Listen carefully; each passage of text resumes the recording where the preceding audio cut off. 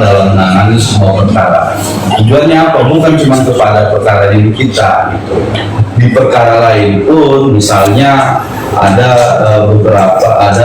jaksa misalnya menangani sebuah perkara, maka tentu dia harus menggunakan sikap profesionalnya atau memperlihatkan sikap profesionalnya untuk menangani sebuah perkara. Gitu kira-kira. Oke, Bu Mega, sudah betul, biar nyambung. Dua belah pihak itu kan dibolehkan dikasih waktu 7 hari untuk sama-sama mengajukan kalau ada keberatan. Karena dari pihak apa kan mau mengajukan, tapi dari pihak kita sedikit pilih bang, kalau dari JPU juga mau banding seperti itu. Ya kalau dia banding itu sama halnya seperti yang saya katakan tadi. Hak itu kan melekat pada jaksa, ya. Hak yang melekat itu, apakah kemudian hak itu akan digunakan oleh jaksa dalam hal untuk mengajukan upaya banding, ya. Kalau mereka banding berarti mereka menggunakan hak hukumnya, boleh, gitu kan. Tapi kita lihat juga nanti terkait dengan banding itu apa yang mau dipermasalahkan sama jaksanya, kan kita belum tahu. Nah, kalau dari kami juga begitu.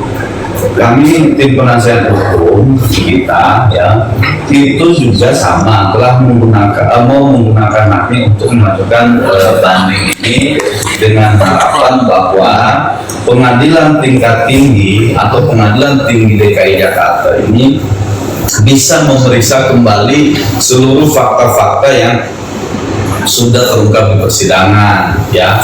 Karena yang tadi seperti saya sampaikan bahwa masih banyak sekali fakta-fakta hukum, ya, yang tidak dipertimbangkan oleh majelis hakim dalam memutus perkara ini. Banyak.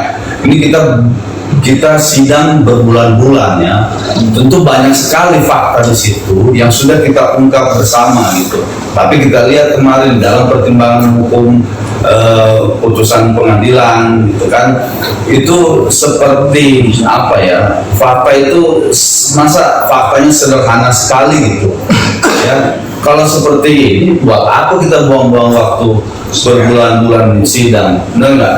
Kita sudah mengungkap hampir kurang lebih 8 bulan persidangan, ya, kurang lebih dalam persidangan 8 bulan itu tentu banyak sekali fakta yang harus dipertimbangkan oleh majelis hakim dalam memutus perkara ini. Misalnya tadi seperti yang dikatakan oleh Bang Andi, ya. Nah, kalau esensi dari pasal 27B itu adalah berkenaan dengan ancaman membuka rahasia, maka pertanyaan seriusnya secara hukum harus diuraikan rahasia apa yang dimaksud oleh hakim, ya, dalam putusannya itu, sehingga putusannya itu menyatakan Nikita itu bersalah gitu. Harusnya kan kalau dia bilang bahwa Nikita terbukti bersalah melakukan ini karena membuka rahasia A, B, C, D, dan seterusnya. Nah, rahasia ini, ya, dalam konteks pidana adalah sesuatu yang sifatnya tidak boleh diketahui oleh umum, ya, tidak boleh diketahui oleh publik, ya. Kalau rahasia ini menjadi kalau pasal 27B ini dikatakan sebagai terbukti dalam perbuatannya Nikita, ya, maka secara hukum rahasia itu harus diterangkan seterang-terangnya gitu loh. Rahasianya misalnya gini, bahwa dalam ini rahasia adalah terkait dengan karena ini sudah ada palsu barangnya, tapi ini kita memegang barang palsu dan lain sebagainya, sehingga ini harus dinyatakan sebuah rahasia. Tapi kalau kenapa tidak berani diungkapkan dalam putusan itu, ya, ini kan pertanyaan besar juga. Kalau tidak diungkapkan, ya, kemungkinan besar kami menduga, ya, ini sengaja ditutupin juga, ini kejahatan ini gitu loh, sengaja juga ditutupin dalam putusan ini gitu. Jadi kalau misalnya ini sebuah rahasia harusnya dibuka saja, kenapa ditutup-tutupin dalam putusan gitu loh. Terserah nih sampai mau jawab, ya, tapi ini ada yang bertanya gini, sekali mengedukasi juga yang tidak tahu, ya Bang, bahwa gini, ini kalau dua-duanya banding emang bisa ya? Dan siapa yang banding, siapa yang terbanding, seperti apa? Jadi apa nanti kalau bentrok gimana? Cara banding sih banding gitu? Iya, kalau hukum acara pidananya dua-duanya boleh banding gitu kan. Nah makanya tadi saya sampaikan materi yang mau disampaikan dalam banding itu apa ya. Misalnya begini, misalnya kami sebagai penasihat hukum mengajukan banding ya, dari pihak kejaksaan juga mengajukan banding ya. Nah kita lihat materinya. Kalau misalnya materi dari kami ya berkenaan dengan misalnya adanya pelanggaran terhadap misalnya undang-undang perseroan terbatas undang-undang 40 gitu kan. Kenapa kita jelaskan undang-undang 40 sebagai dasar keberatan kita di dalam memori banding nanti misalnya gitu? Karena kita melihat ya majelis hakim itu menyimpulkan bahwa yang menjadi persoalan adalah produk atau skincare ya. Maka kalau rujukannya produk atau skincare itu harus berdasarkan pasal Undang-Undang 40 2007 ya kan gitu. Nah kemudian kalau dipersoalkan masalah skincare, maka itu bertentangan dengan putusan Mahkamah Konstitusi juga. Kami sudah mempelajari juga kan ada putusan Mahkamah Konstitusi. Nah dari sini ya nanti akan diberikan ini bagian tadi pertanyaan itu ya, edukasi hukum ya. Nah dari sini nanti akan diserahkan kepada jaksa ya. Jaksa akan menanggapi apakah terkait dengan dalil kami dalam memori banding itu nanti telah sesuai atau tidak, mereka akan membantah. Begitupun dari pihak jaksa, mereka misalnya mempergunakan haknya banding, mengatakan bahwa putusan pengadilan itu tidak sesuai dengan apalah versinya mereka gitu ya.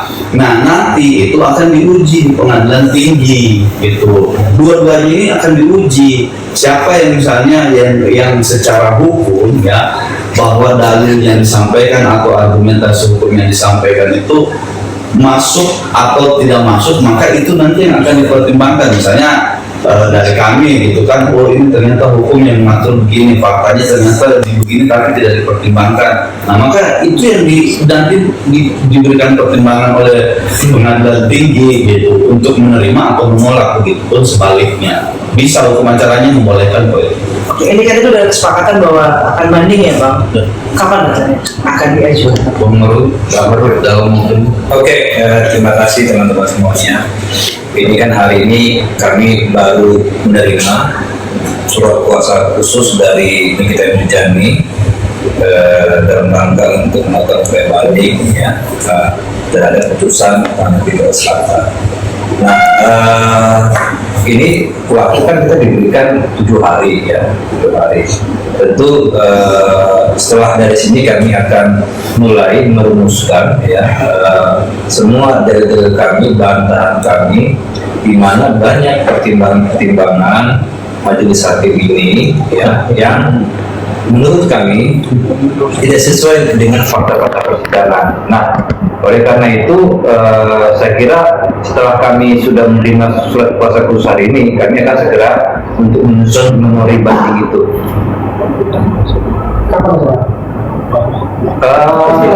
Secepatnya ya. Jadi ini kan sebenarnya sangat sederhana sebenarnya ini kan. Jadi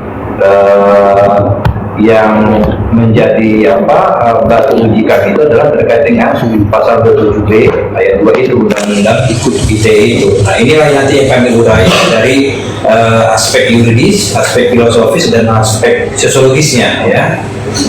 Nanti kita tunggu saja. Nanti kami akan menggali lebih dalam apakah putusan ini berkeadilan bagi prinsipal kami atau Nikita Mirjani. Nanti kita akan uji dalam proses memori banding kami ya. Bang, tadi kan semua bertemu dengan Niki ya Bang ya, memberikan kuasa khusus. Berarti kan juga ada obrolan secara personal atau seberapa kecewanya sih terhadap putusan kemarin? Mungkin pasti disampaikan kan, pasti sih dengan adanya banding ini kan pasti ada bentuk kekecewaan pastinya Bang. Mungkin Bang bisa sebagai perempuan juga. Kecewa ya pasti ya, karena kan dia memang tidak bersalah gitu kan, karena memang perbuatannya kan perbuatan perdata ya, bukan pidana ya, karena kan dia kesepakatan. Tapi tadi kamu juga melihat ini tetap semangat ya, karena memang dia harus berdua karena memang dia tidak bersalah. Bang Usman atau Abang semuanya ini kan menjadi pro kontra ya Bang, banyak pertanyaan dari halayak banyak nih. Dan kami sendiri ingin banget menjual banding, sedangkan Makil Legowo menerima putusan kemarin ini seperti apa sih Bang sebenarnya?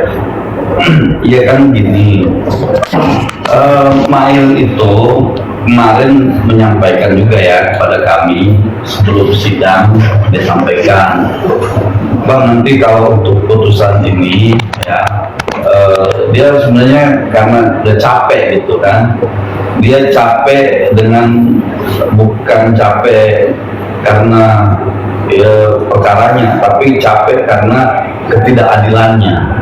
Menurut dia bilang, saya capek karena melihat ketidakadilan ini gitu.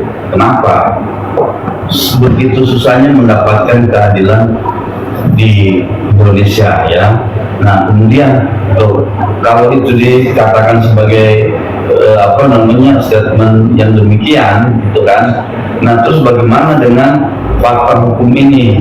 Ya kan memang begitu, faktanya Reza itu minta tolong sama saya gitu. Saya mau meyakinkan, saya sudah meyakinkan di dalam persidangan ini, saya sudah memberikan keterangan sebenar-benarnya dalam persidangan ini karena percakapan dan lain sebagainya, tapi terbuktinya dalam putusan tidak dipertimbangkan itu gitu. Nah itulah dia bilang capek dia mencari keadilan di negeri ini gitu ya. Dia bilang kalau nanti dilihat aja putusannya Bang gitu kan, karena apapun, jadi gini, seolah-olah kami juga ya melihat begini, seolah-olah apa yang sudah kita perjuangkan, apa yang sudah kita sampaikan dalam proses persidangan ini diabaikan begitu saja oleh hakim ya. Terbukti tidak ada satupun fakta hukum yang mengarah pada perjanjian itu yang dipertimbangkan oleh hakim ya, bahwa ada permintaan tolong dari Reza Gladys kepada Mail yang ingin dipertemukan dengan kita, tidak dipertimbangkan juga oleh majelis hakim ya, bahwa ada percakapan terkait dengan dia yang lagi cengengesan, ya Il sebut aja harganya berapa biayanya, ya Il mau dibantu Il, aku udah berapa bulan ini nggak live segala macem. Nah itu tidak dipertimbangkan juga gitu loh. Jadi seolah-olah ini ya formalitas saja kita selama ini bersidang. Buat apa sebenarnya kita buang-buang waktu berbulan-bulan ya, sampai kurang lebih 8 bulan, tapi ternyata fakta ini tidak dipertimbangkan juga gitu. Minimal hakim harus mempertimbangkan fakta-fakta hukum semua ya. Undang-undang mahkamah, undang-undang kekuasaan kehakiman ya, itu mewajibkan setiap hakim memberikan pertimbangan hukum terhadap aspek-aspek formil yang sudah dilakukan atau sudah diperoleh dalam proses persidangan ya. Jadi ini saya melihat seolah-olah ini fakta yang dipertimbangkan ini fakta versinya jaksa saja gitu, versinya jaksa terkait dengan misalnya ya ada uang yang kemarin disampaikan, jadinya BEMS deal yang 4 liter dan lain sebagainya. Kalau itu kan fakta kami sampaikan di persidangan itu terkait dengan adanya pekerjaan kita terhadap Oki menjadi brand ambassador, harganya juga 4 miliar dan waktunya itu berdekatan di sekitar tanggal 12 atau 13 November. Kami serahkan bukti itu, bayangkan bukti sebanyak berapa, kurang lebih 60 kami hadirkan di persidangan, tidak dipertimbangkan satupun. Jangankan bukti, nota pembelaan kami tidak dipertimbangkan gitu. Jadi dia merasa dia buat apa gitu. Ditambah lagi kalau ini banding lagi, dia capek lagi gitu. Sudah diungkap semua di persidangan, tapi tidak ada yang dipertimbangkan versi fakta dari yang kita peroleh selama persidangan oleh penasihat hukum gitu. Jadi yang dipakai ya itu yang sebelah sana jaksa saja dipakai semua tuh dokumen-dokumennya, bukti dan segala macam. Padahal itu bukti juga dibantah oleh saksi-saksi di dalam persidangan ini gitu ya. Misalnya terkait dengan percakapan dan lain sebagainya. Di percakapan itu disimpulkan adalah ini sebagai percakapan bertiga terkait dengan pemufakatan jahat dan lain sebagainya gitu kan. Padahal persidangan tidak pernah mengungkap itu gitu. Nah, makanya kita bingung juga dalil atau dasar berpikirnya hakim ini dari mana gitu loh, sehingga itu membuka rahasia gitu. Nah, rahasia yang dibuka juga apa, belum jelas juga rahasianya ini apa di sini nih, dalam putusan ini rahasianya nggak jelas juga. Orang bicara rahasia tentu ada yang tidak boleh diketahui ya. Saya misalnya punya rahasia, katakan begitu. Saya kemarin habis mencuri lah di mana gitu. Ada yang merekam, ada yang memvideo ya. Kalau video itu disebar misalnya oleh orang lain, maka saya akan tercemar karena rahasianya adalah saya mencuri gitu. Nah, ini apa rahasia dari skincare ini apa? Tidak dijelaskan secara spesifik oleh hakim dalam pertimbangan hukumnya. Kenapa sih kayak takut gitu? Dibongkar aja apa sih rahasia dari skincare ini? Apakah skincare-nya ini bermasalah, tidak punya mengandung bahan berbahaya dan lain sebagainya? Mesti itu diungkap. Ini misalnya kita baik dan sebagainya. Itu kan mesti harus jelas, hukumnya harus jelas. Ini kabur semua itu putusan majelis hakim itu. Berarti abang ada niatan juga untuk melakukan KKI, Bang? Tergantung nih, kalau dia menyetujui kita laporin. Kan ini semua kan tergantung niki dan prinsipal. Kalau dia menyetujui kita laporin. Artinya sudah dipastikan bahwa Mail tidak banding. Belum bisa dipastikan kalau belum lewat 7 hari. Kalau dalam waktu 7 hari ke depan tidak ada upaya hukum yang dilakukan, berarti Mail kita menerima terhadap putusan 3 tahun itu. Karena kan kemarin ketika diwawancara ada Mail itu dapat rumor dari sahabat-sahabatnya. Penasihat hukum juga memberikan pandangan-pandangan hukum yang objektif terhadap dia. Mungkin selama ini dia di dalam tahanan, banyak rumor-rumor itu yang masuk ke dia, sehingga hatinya ya jadi bimbang gitu, tidak kokoh lagi seperti dulu. Tidak seperti ini kita yang kalau kita benar-benar dia meyakini semua itu tidak ada perbuatan yang dituduhkan itu dia lakukan gitu kan. Apalagi Mail dalam persidangan juga sudah tegas bilang, semua percakapan saya dengan Reza Gledis ya, itu saya tidak pernah update ke Niki ya, termasuk mengirimkan, termasuk Mail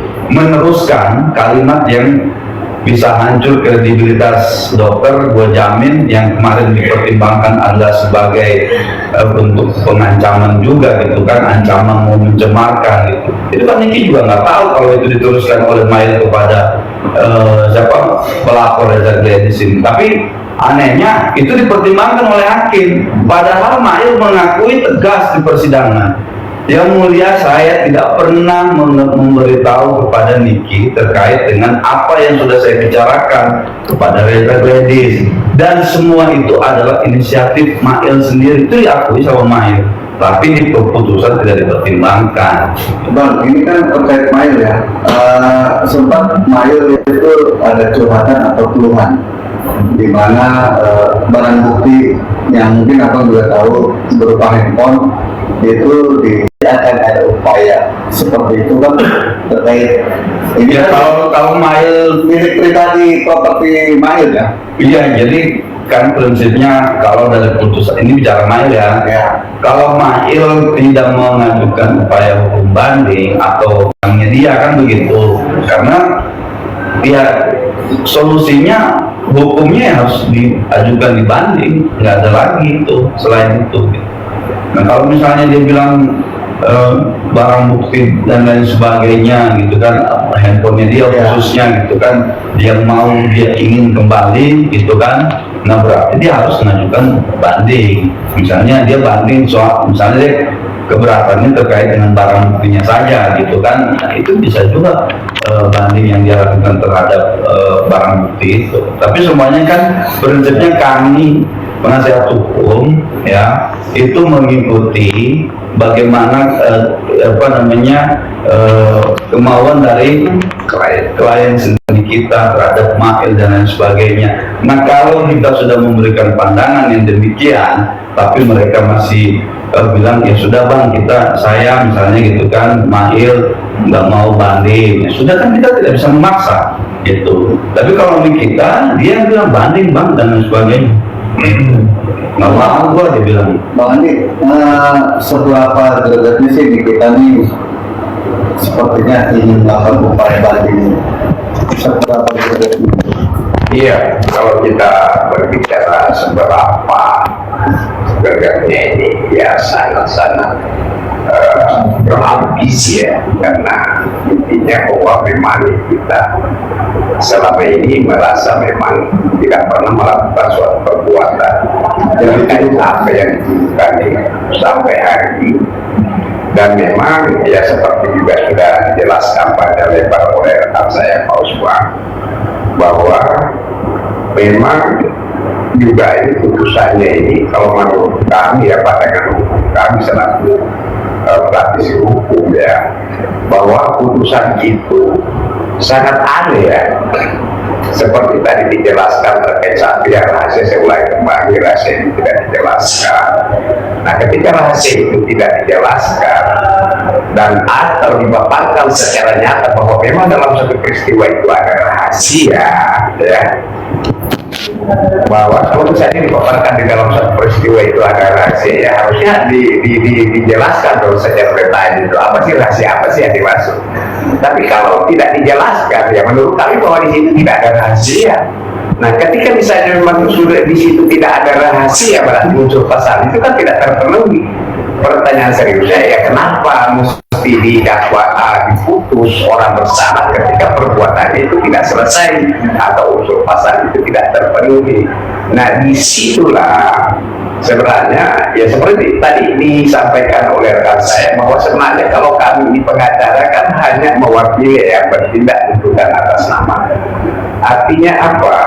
Segala sesuatu strategi hukum ya, atau strategi lainnya yang berkaitan dengan hukum ya, tentu kan kita bicarakan dengan baik sama klien ya, kita berikan pandangan-pandangan hukum yang objektif.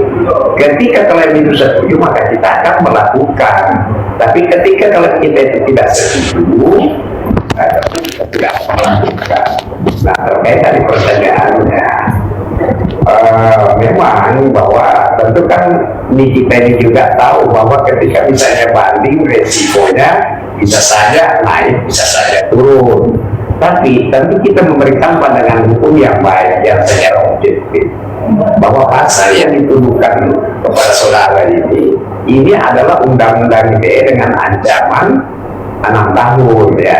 Nah, sepanjang sejarah ini baru sekali ya ada ancaman yang 4 tahun ya, undang-undang ITE saja diundangkan ya. Nah, ini baru kedua kalinya. Nah, itu juga menjadi hal aneh bagi kami ya kan. Ya, kalau misalnya benar-benar mau digaji secara ilmiah hukum ini ya, atau peristiwa hukumnya yang ada ini ya, sama sekali lah kami tidak menemukan suatu unsur rahasia di sini ya, karena rahasia ini benar-benar penting di dalam pasal ini ya kan, harus ada, karena di situ dikatakan bahwa ancaman ya akan membuka rahasia ya. Nah, ketika tidak ada rahasia di situ, apa yang menjadi alat? Nah, sementara dalam putusan dianggap bermasalah, dan itu kan sudah diketahui. Iya.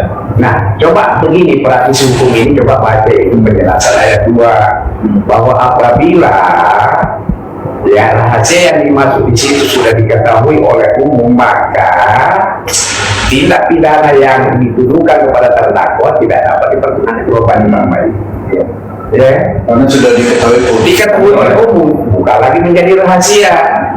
Ya, jadi kalau itu tadi pertanyaannya bagaimana semangatnya ini? Oh, semangat sekali, karena memang dia tidak pernah merasa melakukan.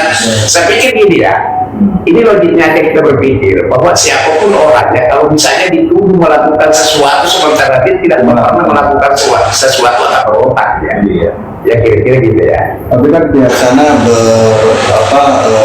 memiliki kesimpulan karena di persidangan itu menyebutkan karena Nikita itu memiliki follower banyak. Itu gimana? Itu kan apakah ini. Nah ini kan kita berbicara unsur pasal ya. Karena ketika unsur pasal itu tidak selesai atau tidak tidak terpenuhi, artinya perbuatan itu tidaklah sempurna. Nah kalau terkait masalah follower itu memangnya itu rahasia itu apa, ya kan? Kita berbicara ini masalah unsur pasal itu ada 1, 2, 3 dan 4. Nah salah satu dari unsur itu tidak terpenuhi, maka seseorang itu tidak dapat dipidana. Artinya apa? Acuan hukumnya di mana? Ya kan? Di situ kan disebutkan di dalam suatu asas pidana itu bahwa tiada kejahatan tanpa perbuatan yang sempurna, ya kan? Itu. Oleh karena itu yang biasa didengar ya secara umum di masyarakat bahwa unsur pasal itu harus terpenuhi, ya kan? Itu. Nah itulah tadi yang menjadi dasar bahwa tiada kejahatan itu tanpa perbuatan yang sempurna. Nah ketika yang masuk sempurna itu harus terpenuhi dari semua unsur pasal yang dituduhkan. Nah ini coba kita kembali lagi merangkai. Kalau di situ esensinya adalah rahasia, berarti harus ada salah satu unsur rahasia yang harus diurai di dalam putusan itu. Di sini kan sama sekali tidak diurai. Jadi ini bisa saja kita, mungkin kami juga, mungkin saja, karena begini ya, di sana itu di luar sana banyak sekali orang hukum pintar ya, ada profesor, ada doktor, di mana-mana ahli hukum, ya mungkin saja mereka bisa berpendapat bahwa sesungguhnya putusan ini melindungi pelapor, kira-kira gitu ya, kira-kira begitulah supaya skincare-nya ini tidak dinyatakan bahwa itu legal. Kenapa begitu ya? Semua orang bisa melihat putusannya, ya kan? Bahwa putusan itu sama sekali tidak dimurai rahasia apa yang dimaksud di sini. Namanya rahasia itu banyak. Oh ini mengungkap rahasia ini rahasianya. Oh rahasianya dia habis mencuri.